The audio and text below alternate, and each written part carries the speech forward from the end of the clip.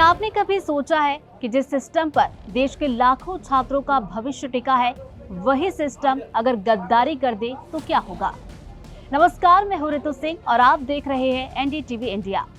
NEET UG 2026 वो परीक्षा जिसने लाखों परिवारों की उम्मीदों को दांव पर लगा दिया था और उसके पीछे की एक ऐसी खौफनाक साजिश सामने आई है जिसने पूरे देश को हिलाकर रख दिया है। सीबीआई ने इस मामले में 94 पन्नों की एक चार्जशीट दाखिल की है और इसमें जो खुलासे हुए हैं वो किसी जासूसी फिल्म की स्क्रिप्ट से बिल्कुल भी कम नहीं है। ये कहानी सिर्फ एक पेपर लीक की नहीं है, बल्कि भरोसे के कत्ल की है। सीबीआई की इस चार्जशीट में 3 नाम सबसे ऊपर है: पीवी कुलकर्णी, मनीषा मंधारे और मनीष हवलदार। ये कोई मामूली अपराधी नहीं थे, बल्कि एनटीए के वो 3 सब्जेक्ट एक्सपर्ट्स थे जिन्हें पेपर की शुद्धता और सुरक्षा की जिम्मेदारी दी गई थी। लेकिन आरोप है कि इन्होंने ही सिस्टम के अंदर सेंध लगा दी। मॉडरेशन के दौरान जब इन एक्सपर्ट्स को पेपर फाइनल करना था, तब इन्होंने एक बेहद शातिराना तरीका अपनाया।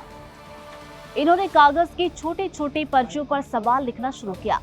जो सवाल पर्चियों पर नहीं आ पाए, उन्हें इन एक्सपर्ट्स ने अपनी याददाश्त में कैद कर लिया।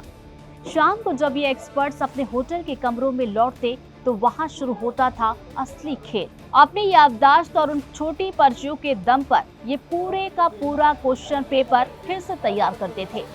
सीबीआई का कहना है कि ये सब इसलिए किया गया ताकि असली क्वेश्चन पेपर का कोई सीधा सुराग ना मिले।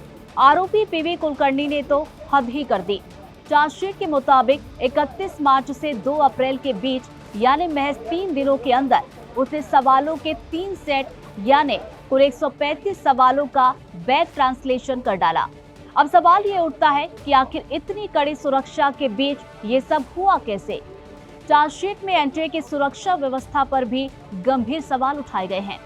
बताया गया है कि एनटीए के कॉन्फिडेंशियल सेक्शन में आने जाने वाले एक्सपर्ट्स की तलाशी या चेकिंग का कोई भी सख्त नियम नहीं था और इसी ढील का फायदा उठाकर ये एक्सपर्ट्स हाथ से लिखी पर्चियां और एनसीईआरटी के मार्क किए हुए पैराग्राफ बाहर ले जाने में कामयाब रहे। इन सब का मकसद क्या था? जवाब बहुत कड़वा है: पैसा और पावर। आरोप है कि इन एक्सपर्ट्स ने बिचौलियों के जरिए ये लीक किया हुआ पेपर आगे पहुंचाया ताकि कुछ खास कैंडिडेट्स को फायदा पहुंचाया जा सके और बदले में मोटी रकम वसूली जा सके। आज ये मामला कोर्ट में है और जांच जारी है, लेकिन इस घटना ने उस भरोसे को तोड़ दिया है जो एक छात्र अपनी मेहनत और सिस्टम पर करता है। जब रक्षक के भक्षक बन जाए तो न्याय की उम्मीद किससे की जाए।